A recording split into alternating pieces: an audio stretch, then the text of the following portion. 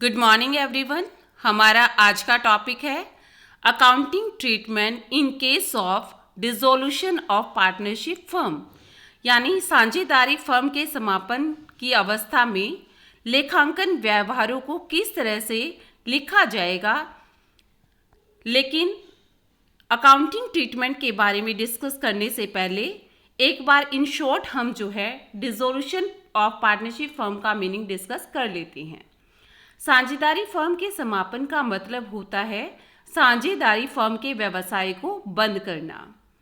और जब साझेदारी व्यवसाय को बंद किया जाता है तो सभी संपत्तियों को बेचकर फर्म अपने दायित्वों का भुगतान करती है और दायित्वों का भुगतान करने के पश्चात यदि फर्म के पास लाभ बच जाते हैं तो फर्म उन लाभों से साझेदारों के ऋण व उनकी पूंजी का भुगतान करती है।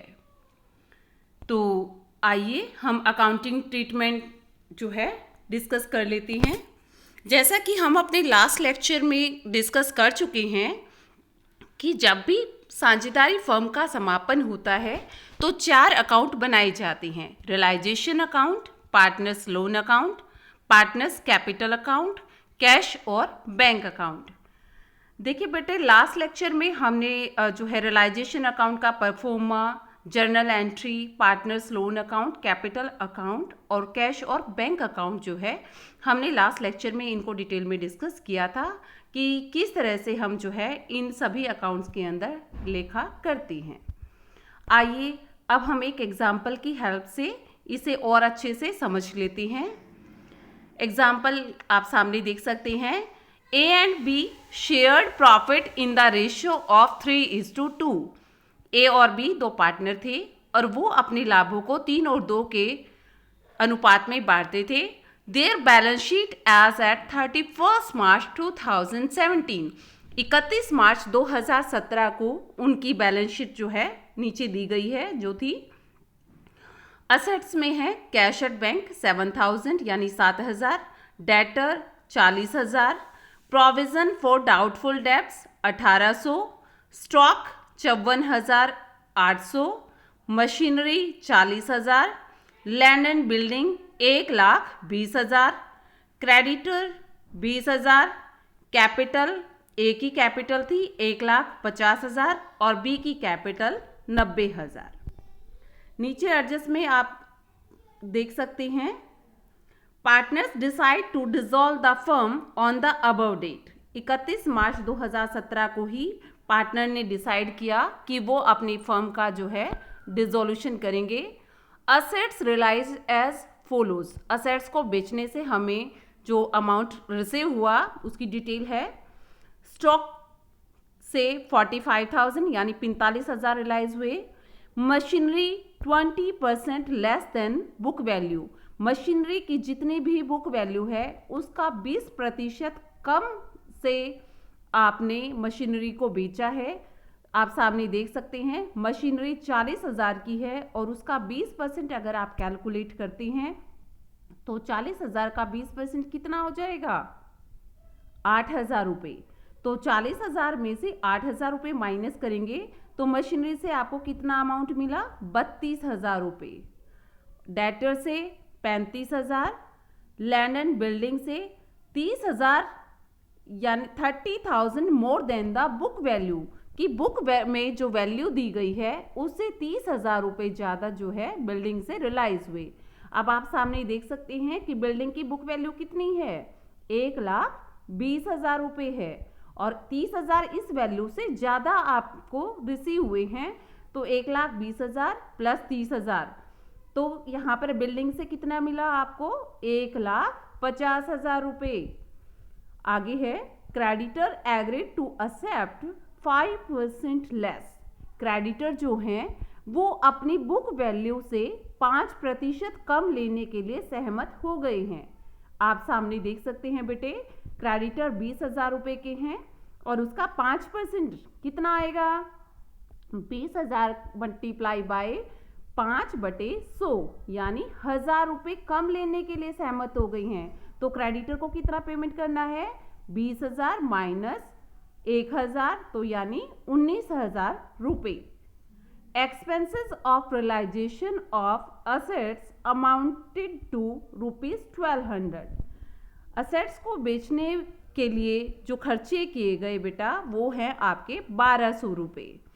तो ये हमने लास्ट लेक्चर में भी डिस्कस किया था कि जो आप रियलाइजेशन के एक्सपेंस हैं, जब तक कुछ भी ना कहे कि किसने ये रियलाइजेशन के एक्सपेंस पे किए हैं, तब तक फर्म ही इन रियलाइजेशन के एक्सपेंस की पेमेंट करेगी। लेकिन यदि ये कहा गया है कि कोई पार्टनर रियलाइजेशन के खर्चों को पेमेंट करेगा, तो ऐसी कंडीशन में फिर आप उसे पार्टनर्स के नाम से ही शो करेंगे। आइए इसका सॉल्यूशन डिस्कस कर लेते हैं। सबसे पहले जर्नल एंट्री कर लेते हैं।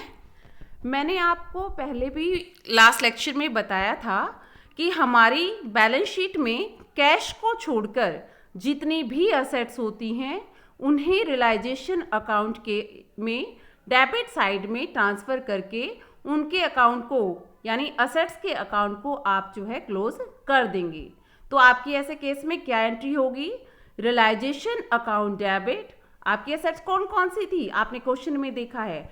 To debtor account 40,000, stock account 54,800, machinery account 40,000, land and building 1,20,000। तो आपकी असेट्स की जो बुक वैल्यू थी उन्हें आपने रियलाइजेशन अकाउंट के डेबिट साइड में ट्रांसफ़र करके असेट्स के अकाउंट को क्लोज कर दिया है।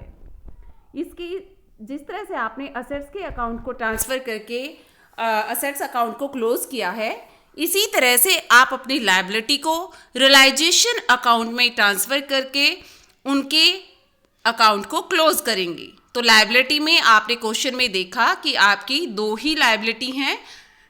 क्रेडिटर हैं 20,000 के, प्रोविज़न फॉर डाउटफुल डेब्ट्स हैं 1800 यानी 1800 रुपये। तो टू रियलाइजेशन, तो रियलाइजेशन अकाउंट में क्रेडिट साइड में आप इसको ट्रांसफ़र कर देंगे। इसके बाद अब आप अपनी असेट्स के अकाउंट को भी क्लोज कर चुके हैं, लायबिलिटी के अकाउंट को भी क्लोज कर चुके हैं। तो अब आपका क्या काम है? असेट्स को सेल करने का काम है। तो असेट्स को जब आप सेल करते हैं तो क्या एंट्री होती है? Bank account debit to realization account.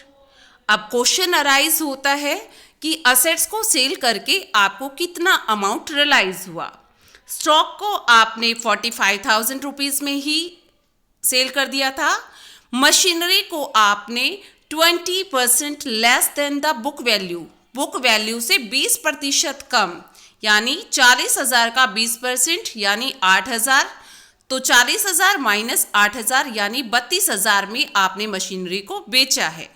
Debtors को आपने 35,000 में, लैंड एंड बिल्डिंग को जैसा कि हम क्वेश्चन को रीड करते वक्त भी डिस्कस कर चुके हैं, आपने 1,20,000 की मशीनरी को 30,000 more than the book value, book value से 30,000 रुपये ज़्यादा में आपने लैंड एंड बिल्डिंग को सेल किया है। तो ये कितने की हो गई? 1,50,000 की।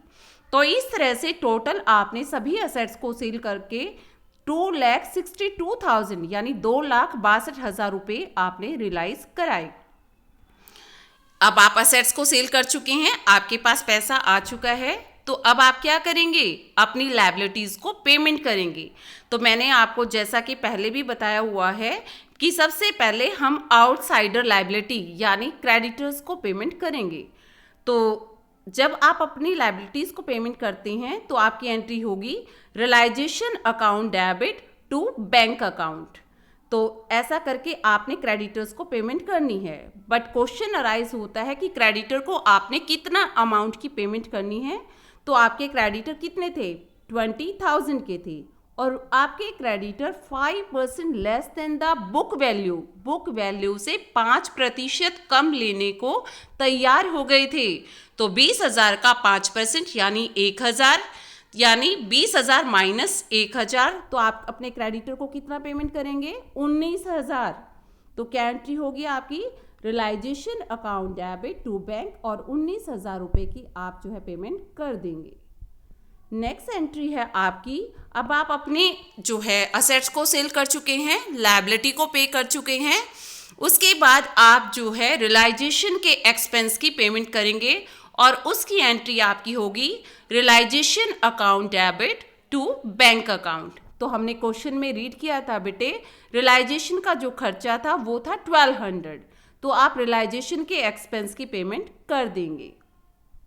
उसके बाद अब आप अपनी असेट्स को सेल करके लायबिलिटी की पेमेंट कर चुके हैं, एक्सपेंस की पेमेंट कर चुके हैं। उसके बाद आप कैलकुलेट करेंगे कि रियलाइजेशन से आपको प्रॉफिट हुआ या लॉस हुआ। तो आपको प्रॉफिट होगा या लॉस होगा वो आपके पार्टनर्स में डिस्ट्रीब्यूट किया जाएगा। तो ये 8800 का जो प्रॉफिट आया है बेटा, ये रियलाइजेशन अकाउंट को बनाने के बाद आपको पता चलेगा कि ये आपका कैसे आया है। ठीक है, तो इसके बाद हम रियलाइजेशन अकाउंट करेंगे तो आपको पता चल जाएगा। और लास्ट में हम अपने जो है पार्टनर्स के कैपिटल की पेमेंट करते हैं। तो जैसे आपके कैपिटल अकाउंट का बैलेंस हमेशा क्रेडिट होता है और जब आप उसकी पेमेंट करते हैं तो वो आप उसको डेबिट करेंगे। तो क्या एंट्री हो जाएगी, as capital account debit, B's capital account debit to bank. ये अमाउंट जो है आपका, ये अमाउंट आपका कैसे आया, इसके बारे में आपको जो है जब आप फाइनली कैपिटल अकाउंट बनाएंगे तो वहाँ से इसके बारे में आपको डिटेल में पता चल जाएगा। तो आइए हम रियलाइजेशन अकाउंट को जो है डिस्कस करते हैं। जैसा कि हमने जर्नल एंट्री में किया, हमारी जितनी भी असेट्स थी हमने उन सभी असेट्स को जो है डेबिट में ट्रांसफ़र कर दिया। तो डेटर 40,000 ट्रांसफ़र किया, stock 54,800, machinery 40,000, land and building 1,20,000 और लायबिलिटी को आपने क्रेडिट साइड में ट्रांसफ़र किया। तो by creditor 20,000, provision for doubtful debts 1,800। इसके बाद आपने अपनी असेट्स को सेल किया तो आपने बाय बैंक करके आपने, जैसा कि जर्नल एंट्री में आपने देखा कि असेट्स को सेल करके हमें 2,62,000 जो है अमाउंट रिसीव हुआ था। तो बाय बैंक करके आप जो है असेट्स को सेल कर देंगे क्रेडिट साइड में। अब डेबिट साइड में हम क्या करेंगे, आपकी जितनी भी लायबिलिटी है उनकी पेमेंट आप रियलाइजेशन अकाउंट के अंदर डेबिट साइड में करते हैं। तो आपने क्रेडिटर की पेमेंट की तो टू बैंक करके आपके क्रेडिटर 19,000 यानी 19,000 के क्रेडिटर की आपने पेमेंट कर दी। उसके बाद आपने एक्सपेंस पे किए तो टू बैंक अकाउंट करके आपने 1200 के एक्सपेंस पे किए। अब आप क्या करेंगे बेटा, अपनी क्रेडिट साइड का आपने टोटल किया जो आपका 2,83,800 आया है। उसमें से आप अपनी सभी डेबिट साइड की जितनी भी टर्म्स हैं उन सबको माइनस करेंगे। तो इससे आपका बैलेंस जो आएगा 8800 रुपये आएगा। ये 8800 रुपये जो है रियलाइजेशन के प्रॉफिट है। इनको आप अपने पार्टनर्स में प्रॉफिट शेयरिंग रेशियो में, जो कि 3 और 2 का रेशियो है, उसमें आप अपने पार्टनर्स को डिस्ट्रीब्यूट कर देंगे। ठीक है, तो आइए अब हम कैपिटल अकाउंट को डिस्कस कर लेते हैं। कैपिटल अकाउंट में सबसे पहले आप बाय बैलेंस BD यानी बैलेंस जो आपके बैलेंस शीट में कैपिटल अकाउंट की दिए हुए हैं, सबसे पहले आप उन्हें लिखेंगे। ए का बैलेंस है 1,50,000 रुपये, बी का बैलेंस है 90,000 रुपये। इसके बाद और कोई हमने पार्टनर्स को ना तो कोई पेमेंट की है ना ही पार्टनर्स ने कोई पेमेंट की है। इसके बाद आपने रियलाइजेशन अकाउंट से जो भी आपका प्रॉफिट आया था ना 8800 रुपये, उसको हमने 3 और 2 के रेशियो में बांटा था। तो वो प्रॉफिट कैपिटल अकाउंट में क्रेडिट साइड में क्रेडिट कर दिया जाएगा, जिसमें ए का हिस्सा जो है 5,280 रुपये आया और बी का हिस्सा जो है 3,520 आया। तो इस तरह से लास्ट में आप फाइनली बैलेंस जितना भी आपके पार्टनर्स का होगा उसको आप पेमेंट करेंगे। जैसा कि आप सामने देख सकते हैं कि ए का बैलेंस जो है 1,55,280 आया है। तो टू बैंक करके आप ए के कैपिटल की पेमेंट कर देंगे और इसी तरह से आप बी के कैपिटल अकाउंट में जो है 93,520 रुपये का बैलेंस आया है, आप इसे भी पेमेंट कर देंगे। तो चलिए last and the final bank account को डिस्कस कर लेते हैं। आपने बैलेंस शीट में देखा कि बैंक अकाउंट में बैलेंस आपका 7,000 रुपये था और असेट्स को बेचने के बाद आपके पास 2,62,000 रुपये आए।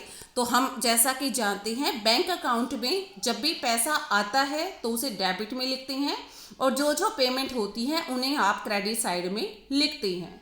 तो असेट्स को सेल करके आपको 2,62,000 मिले, आपने डेबिट में लिख दिया। और क्रेडिट साइड में हम सारी पेमेंट करते हैं। तो आपने क्वेश्चन में देखा कि हमने पेमेंट की है क्रेडिटर्स की 19,000 रुपये, रियलाइजेशन के एक्सपेंस आपने पेमेंट किए 1,200 रुपये, और लास्ट में कैपिटल अकाउंट की एक कैपिटल अकाउंट की सेटलमेंट आपने की 1,55,280 रुपये में, और बी के कैपिटल अकाउंट की सेटलमेंट आपने की 93,520 रुपये में। एक चीज़ बहुत इंपॉर्टेंट है जो आपको ये जानने में हेल्प करेगी कि आपका क्वेश्चन ठीक है या नहीं, वो ये है, यदि रियलाइजेशन के केस में यानी डिसोल्यूशन के केस में अगर बैंक अकाउंट के दोनों साइड्स का टोटल सेम हो जाता है तो बेटे आपका क्वेश्चन बिल्कुल करेक्ट है, फिर आपको कोई चेक करने की ज़रूरत नहीं है। लेकिन यदि आपके बैंक अकाउंट की दोनों साइड्स का टोटल सेम नहीं आता है, इट मीन्स आपके क्वेश्चन में कहीं ना कहीं प्रॉब्लम है। तो आप फिर से अपने जो है क्वेश्चन को एक बार रीचेक करेंगे। तो इसके साथ ही हमारा जो आज का टॉपिक है वो कंप्लीट होता है बेटा। ओके बेटा, thank you, have a nice day.